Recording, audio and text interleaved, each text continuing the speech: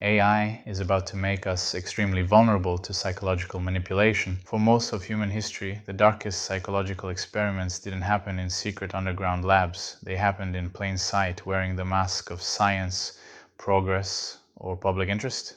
We like to imagine the past as a dusty museum, but if you blow on the glass, the dust moves, and you can see the fingerprints of the people who were willing to push beyond any moral line just to understand how the human mind bends or breaks. Take the Stanford Prison Experiment, a study so infamous it feels like myth. Students were randomly assigned as guards or prisoners, and within days the guards acted like they'd swallowed a dictator's handbook. The experiment had to be halted because it stopped feeling like an experiment, or the Milgram experiment, where participants were instructed to deliver electric shocks to a stranger in another room.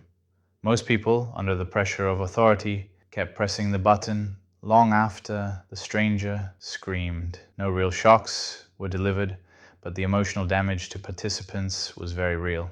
And of course, the little Albert experiment, where a baby was conditioned to fear anything fluffy or white by associating it with loud, frightening noises. The child didn't know he was part of a study, but that was considered acceptable at the time. These experiments weren't fictional, they weren't hypothetical, they were done by people who looked like professors, not villains, people who believed the ends justified the means. And here's where the story turns, because soon we're about to enter an era where you don't need a lab, you don't need test subjects, and you don't need approval from any committee. All you need is an AI avatar running on a disconnected laptop, offline, unregulated, undetectable. Imagine someone building thousands, maybe millions, of simulated minds and putting them through every forbidden psychological scenario the old researchers could only dream of. Simulated trust, simulated trauma, simulated persuasion, simulated betrayal. They could recreate the whole library of human vulnerability and turn the pages as casually as flipping through a cookbook. In the past, the only thing limiting dark experimentation was the barrier of human ethics. To traumatize a real person, you had to look them in the eye. You had to hear the tremble in their voice. Now, you click Run Experiment. The metaphorical scream becomes just another sound the CPU ignores. And yes, people will say, we'll have global agreements, we'll regulate AI, we'll create digital rights. But there has never been a technology in history that humanity created and then universally respected the rules for. Bans work about as well as umbrellas in hurricanes. They hold up right until the wind changes. If someone thinks there's money to be made, power to be gained, or an edge to secure, they will run experiments in private. A corporation chasing the perfect marketing insight, a political strategist testing which message fractures a population, a teenager trying to crack the psychology of attraction, a government seeking the perfect propaganda pattern. No oversight committee can see what happens on a machine that never touches the internet. That's the part that people underestimate.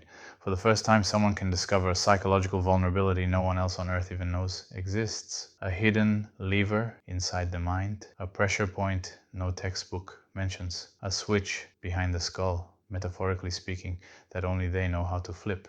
This creates gaps, massive gaps, in the map of human behavior. Like if one explorer discovered an unseen continent but hid it behind a curtain. Imagine two countries in a geopolitical standoff. One releases a wave of propaganda that makes absolutely no sense to you. Illogical, bizarre, almost childish, but it works. It floods the other side's population like smoke slipping under a locked door. And from the outside, you're thinking, what do they know that we don't?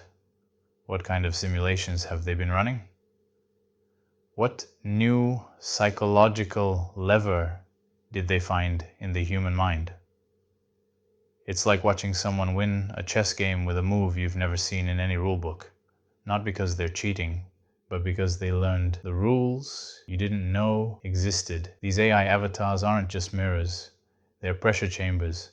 They can be tweaked, distorted, stressed, and iterated on millions of times until they expose truths about humans that humans themselves could never ethically reveal.